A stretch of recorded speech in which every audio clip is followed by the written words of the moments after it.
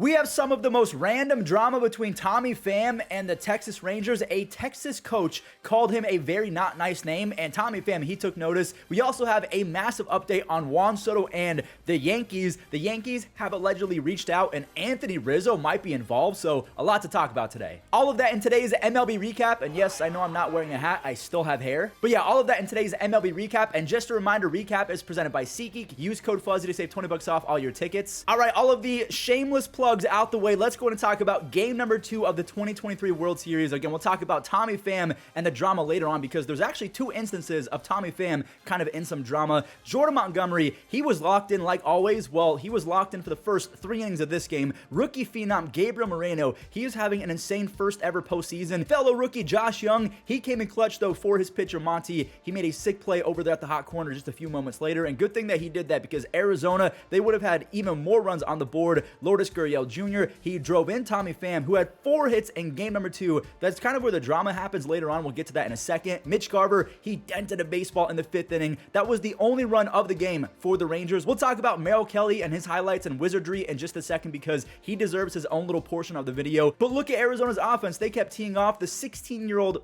It's not a 16-year-old. The 16-year vet, Evan Longoria. My bad. Evan Longoria is trying to win his first ever World Series ring. He drove in a run right there. Corbin Carroll, he drove in a run right after. He has a .381 on base percentage this postseason. In steps Ketel Marte, who is hitless coming into this at-bat. Why does that matter? History is on the line. Ketel Marte, he is trying to extend his postseason hitting streak to 18 games. He only has 1 at-bat left in this game, and he gets it done. He passes guys like Derek Jeter and Manny Ramirez. They were all tied at 17 games for the longest postseason hit streak in the history of baseball. He drove in Tommy Pham and Geraldo Perdomo. Again, that is history, an 18-game postseason hitting streak. That is insane. There's Corbin with another RBI single, and Arizona's final dagger was a 2-run single from Emmanuel Rivera. They put up a fat 9 spot on the Rangers' head, all while Merrill Kelly, he sliced and diced all night long. He went 7 strong innings with 9 strikeouts in 24 innings this postseason. He owns a dazzling 2.25 ERA, and he has 28 strikeouts. Such a cool story, by the way. A few seasons ago, like not too long ago, this guy was in Korea playing baseball, but he really honed in on his command and movement, and you could definitely make the argument that Merrill Kelly, he's been the best pitcher in these playoffs. Now let's go ahead and talk about the 2 instances of Tommy Pham drama in yesterday's game. So the first one, Tommy Pham, he was picked off to end the 6th inning, and check this out. Texas pitching coach Mike Maddox, yes, he is the brother of Greg Maddox, and Mike, he's really infamous in the game of baseball for being one of the best pitching coaches in the game. He called Tommy Pham a dumb, I'm going to block this out, a dumb... It just blows my mind that people seem to forget that at any given moment of any given day, they can be caught on live TV because they're major league coaches. It's the World Series. They're going to try and find all of the angles and give teams bulletin board material. You can't afford to do that in the playoffs. I'm talking about Orlando Arcia versus Bryce Harper. I'm talking about the backup catcher for the Phillies, Garrett Stubbs, talking about how they're going to make a beeline to the pool. Maybe they're taken out of context. Maybe they're not as serious as it seems. But when you got a Texas pitching coach calling Tommy Pham a dumb you-know-what, I don't know if the Diamondbacks heard what he said in the moment, but yeah.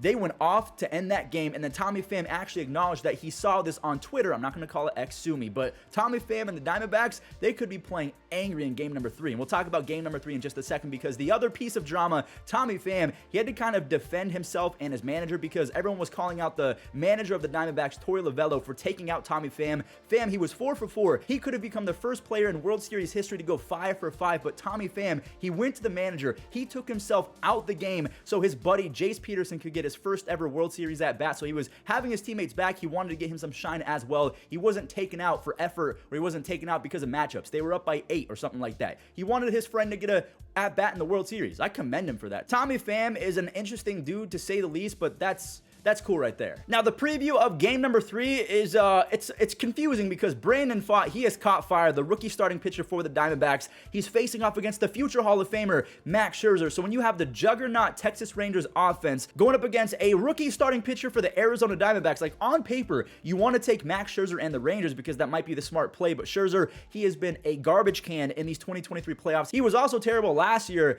to end his season in the playoffs, so I don't really know who the favorite is. Maybe the Diamondbacks because Brandon Pfaadt has seemingly caught fire. Now they have bulletin board material because a Texas pitching coach called one of their players a dump. So yeah, a lot of storylines to talk about in game 3. Now let's talk about Juan Soto potentially going to the Yankees. Now take these rumors with a grain of salt, but this is from a New York-based reporter. I think his name is Andy Martino or something like that. Anthony Rizzo would apparently be involved in any Juan Soto trade to the Yankees. Juan Soto, he is a free agent after 2024.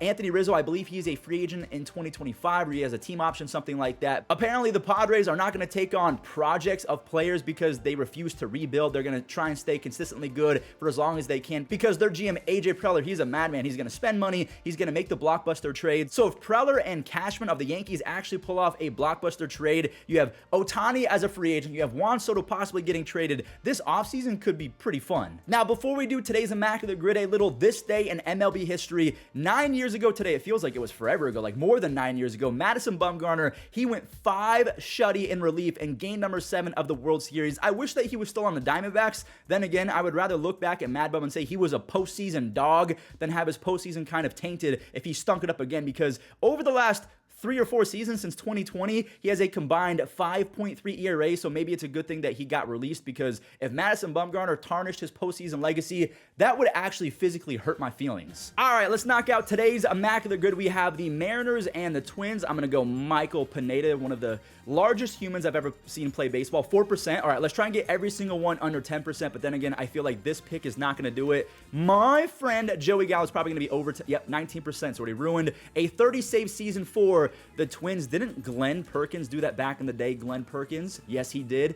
4%. That's pretty good. The Mariners and the Yankees, I'm going to go Mike Ford. I could have used Michael Pineda for this one, but we're going to go Mike Ford, 2%. The Dodgers and the Yankees. Wasn't Mattingly on both teams? I think that he was. We also have... hold on. I might come back to that one, so give me a second. 30-plus save season for the Yankees. I could go with Mariano Rivera. I could go with David Robertson, I think, or did Jabba? I'm going to go Jabba because I feel like no, I don't know if he had 30. I might just go David Robertson to play it safe, or maybe Dellin Betances. I feel like Dellin Betances might be able to work, but let's go 5%. That's huge. We have the Mariners and the Giants. This one is definitely going to ruin my score. We have Mitch, 18%. The Dodgers and the Giants, 2 rivals, and a lot of people hated on Brian Wilson for going to the Dodgers, but the man got paid. Fear the Beard, 8%. This is actually not too bad. A 30-plus save season. I could have used Brian Wilson for that one. Camilo Duvall, I think Camilo Duvall would work. What about some old guys? I can't think of anyone, so I'm not going to risk it. Camilo Duvall, welcome to the Immaculate Grid. 7%. Wow, I thought that was going to be much higher. All right, let's try and think of someone like... Did Russell Martin play for the Yankees? I think Russell Martin did. If I get this wrong, I'm going to be so mad at myself, but I feel like I saw Russell Martin in a Yankees uniform. He was on the Yankees. There you go. So that does it for today's MLB recap. I really appreciate you guys watching until the end. And just a reminder, if you scan this code right here, it'll take you to Underdog Fantasy. Use code Fuzzy. They'll match your first deposit up to $500, so it's free money.